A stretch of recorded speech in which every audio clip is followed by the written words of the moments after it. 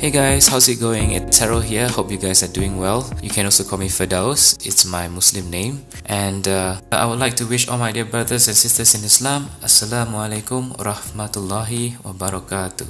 So today why I'm sharing this video is because I've seen a lot of Muslims who have just newly embraced the religion shared their stories online, and I was really inspired to share my story as well. And I hope that through my sharing, many reverts or converts out there will also share their story. I hope that for those who are also looking at the religion through my stories will also come to see the beauty of Islam.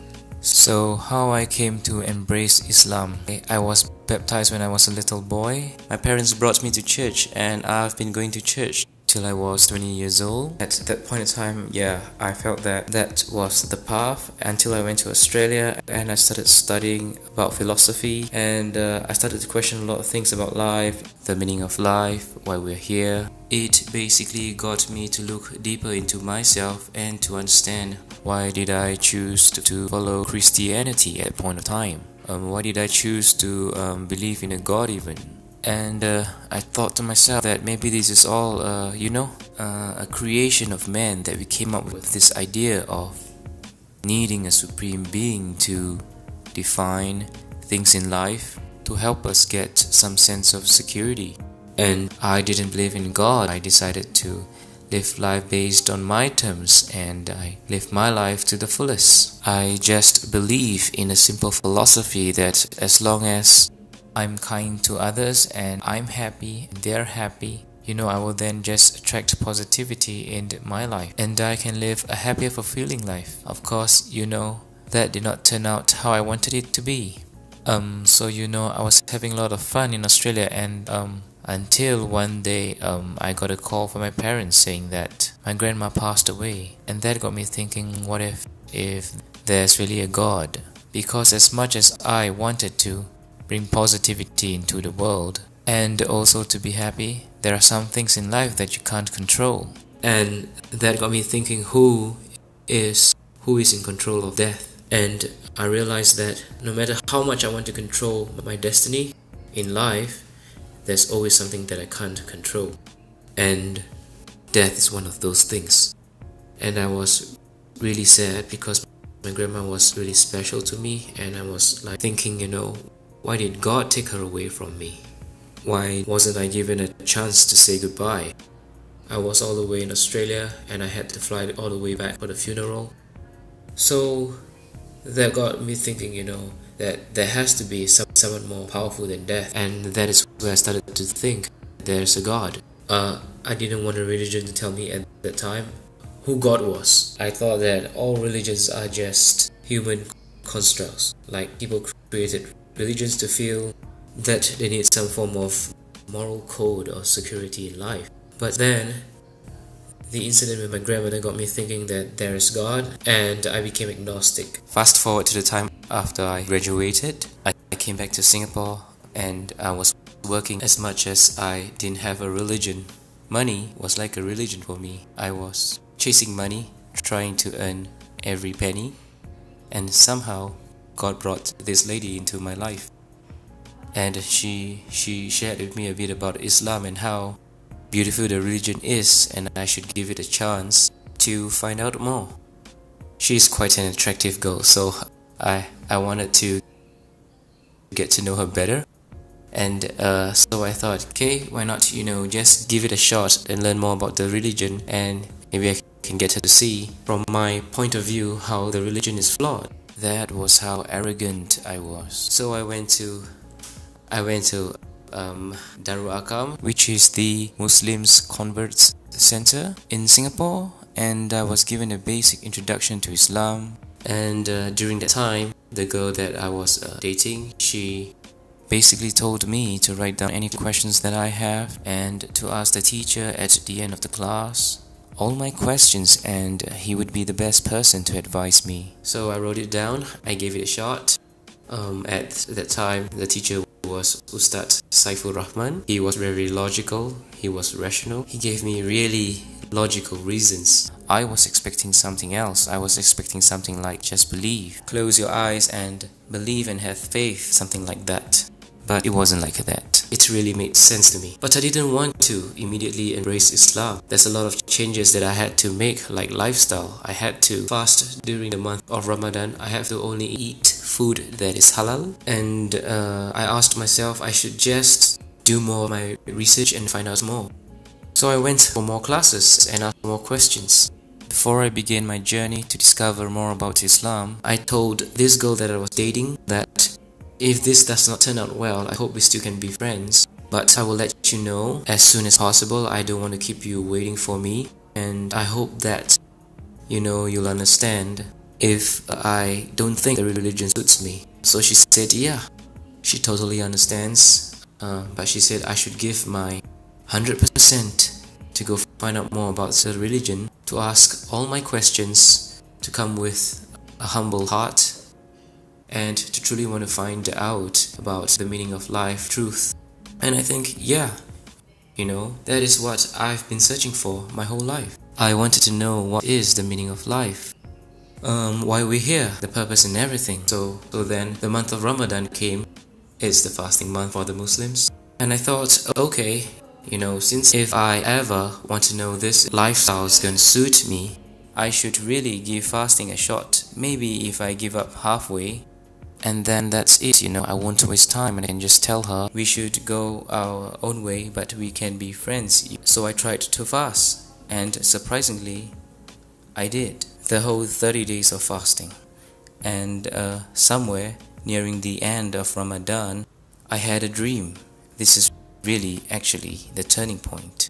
I dreamt that I was walking towards someone who seated in the middle of the living room along a hallway. I was walking towards him, and he was sitting there patiently smiling.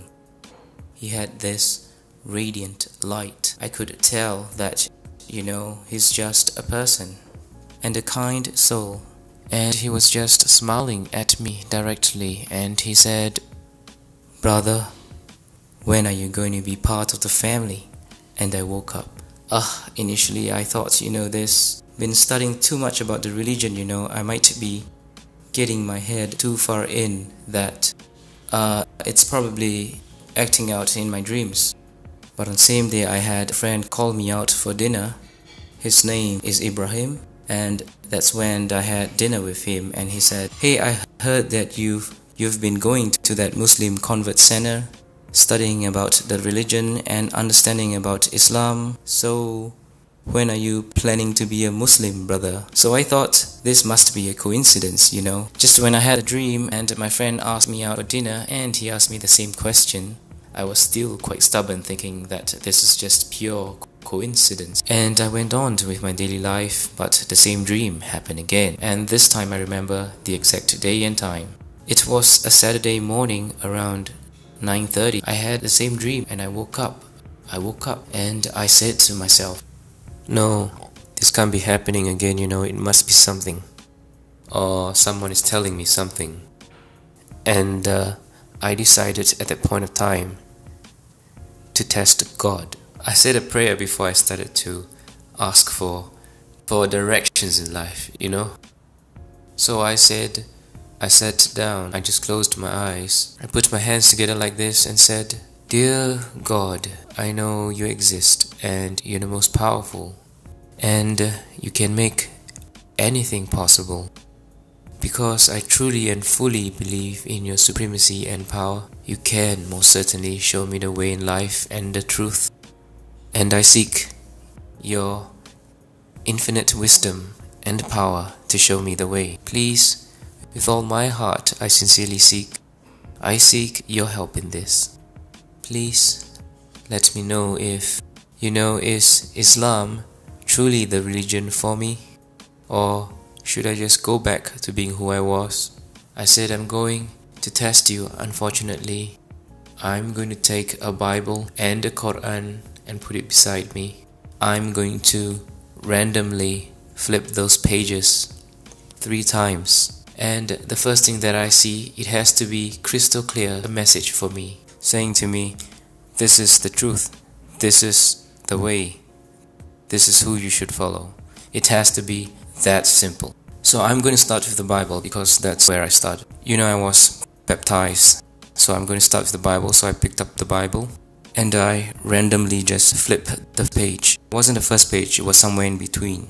And it just did not tell me a very clear picture. I had to decipher and to read everything in between and come to a conclusion and all.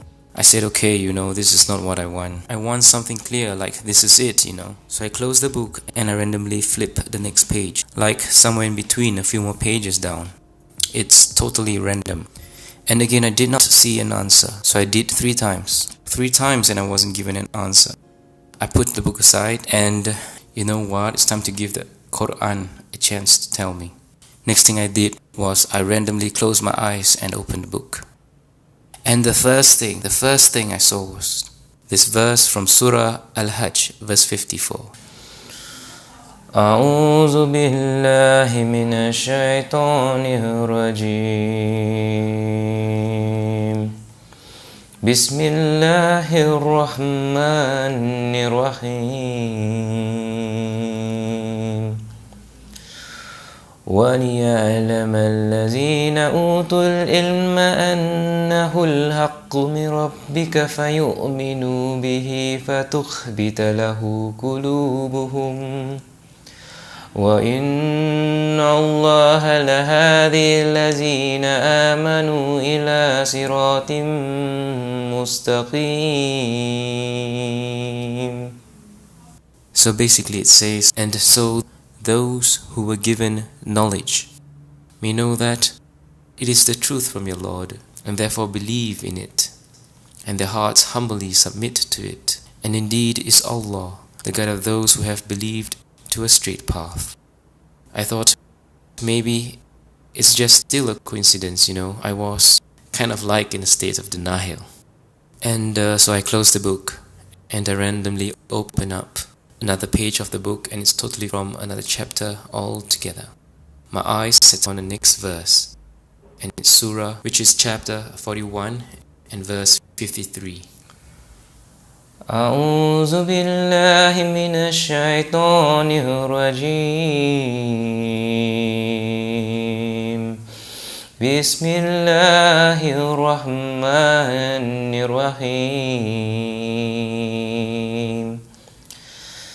سنريهم آياتنا في الآفاق وفي أنفسهم حتى يتبين لهم أنه الحق أولم يخف بربك أنه على كل شيء شهيد.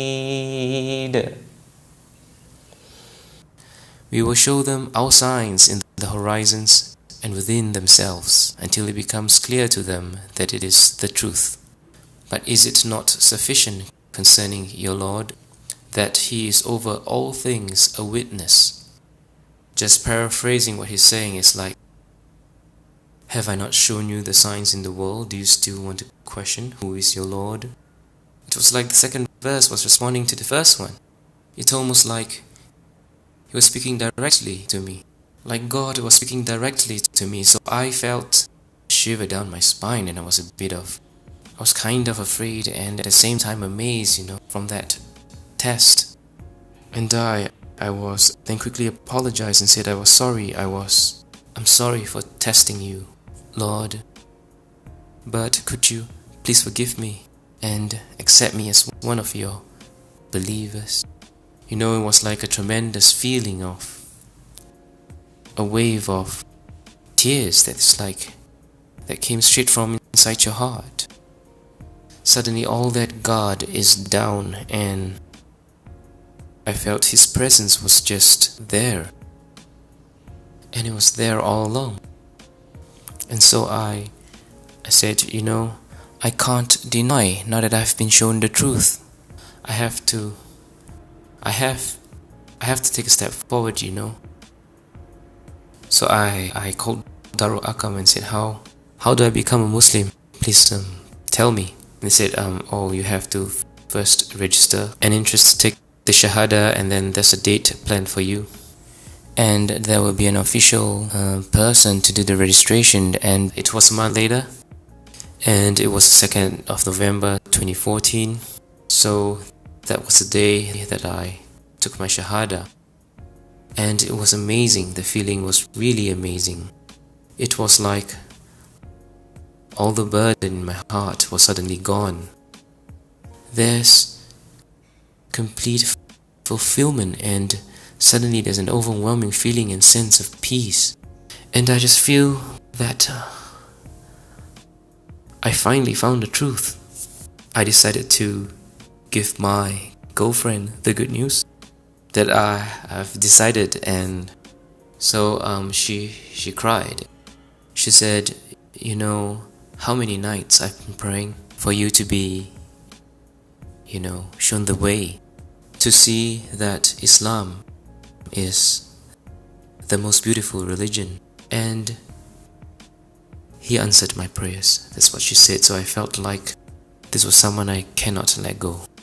This is definitely the goal that was meant for me, that God had probably put her in my path to show me the way back home. And it was truly amazing. Yeah, I think we've come to the end of the sharing. I hope you enjoyed my story. Be sure to catch more videos. I'll share with you more about how I learned more about the Quran and more about Islam. I hope that my sharing brought you some hope and feeling of peace. And to all my dear Muslim brothers and sisters, Assalamu alaikum wa rahmatullahi wa barakatuh. Jazakallahu khairan. And to everyone out there, peace be with you. And I hope you have a beautiful, wonderful day ahead. Thank you so much for tuning in, and be sure to subscribe if you like more of my sharing. Take care. Bye.